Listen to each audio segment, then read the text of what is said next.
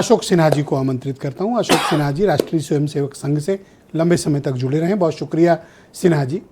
एक आरोप है राष्ट्रीय स्वयंसेवक संघ पे कि आप दो तरह की बात करते हैं। एक बयान जो आरएसएस के सह सरकारवाह ने दिया, जिसमें उन्होंने नई पीढ़ी के आंदोलन को देशद्रोही, पाकिस्तानी, फॉरेन फंडेड बताया, देश को तोड़ने वाला बताया, और 24 घंटे बाद भागवत जी कह रहे हैं ये तो देशभक्त हैं, ये तो हमसे ज़्यादा ईमानदार हैं, इनके साथ संवाद होना चाहिए।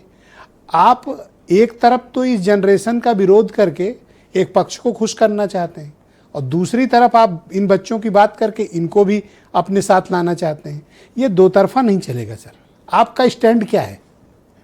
देखिए, दोनों बातों को आपने उल्लेख जरूर किया, मगर मोहन भागवत जी के बात का मैं पहले जिक्र करूं कि उन्होंने कहा कि कोई भी छात्र जो अपनी मांग रखता है, उसके लिए आंदोलन करता है, वो सब देश के ही लोग हैं और ये सब अपने हैं।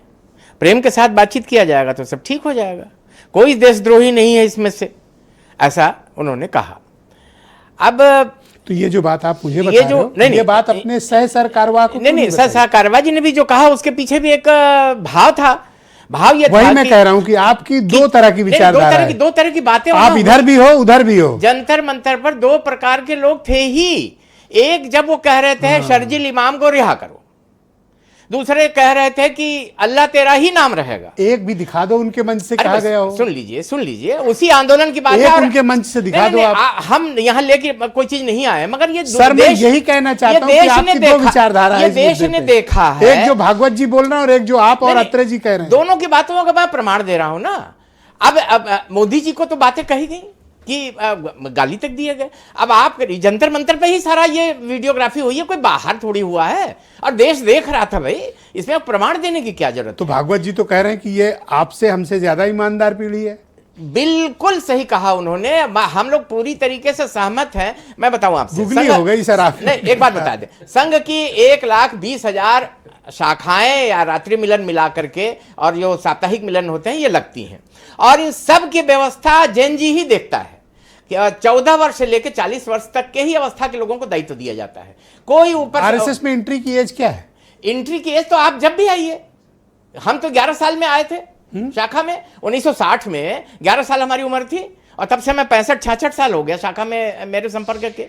तो आप सोचिए कि आने की कोई उम्र थोड़ी, जब भी आप समझदार बनिए आ जाइए। जब वो खेलकूद के माध्यम से मैं आया था तो आ गया। तो अभी मैं आपकी बात मानूं, अत्रे जी की बात मानूं या भागवत जी की बात को आगे बढ़ाऊं? मैं क्या करूं? नहीं, दोनों बातों को मानिए, दोनों बात सही है अपनी जगह पे। यही मैंने कहा था, कुछ लोग ये ऐसे दो विचार हैं थे इनके, जो अपनी रोटी सेक रहे थे, परंतु जो छात्र थे वो अपनी बात कह रहे थे। देखिए, अब इस समय भी आंदोलन चल रहा है, इस समय भी झारखंड में आंदोलन चल रहा है, छात्रों का ही चल रहा है, जेनजी है। मगर देखिए, उन्होंने घुसने से मना किया कि नहीं, कोई इस प्रकार की जो गलती वहां हुई वो यहां नहीं होना चाहिए। तो वो इस मामले में जागरूक हैं, मगर वो जो वहां जंतर मंतर पे हुआ उसमें ये गलती हुई और परिणाम ये हुआ कि कुछ लोग उसमें अपनी रोटी सेकने घुस गए, और जब घुस गए तो इसके प्रमाण भी हैं। अब वो जांच हो रही है भाई, अभी तो आप देखिए कि जांच में क्या निकलता है। बहुत कार्रवाई होनी है, तो कार्रवाई होगी बिल्कुल।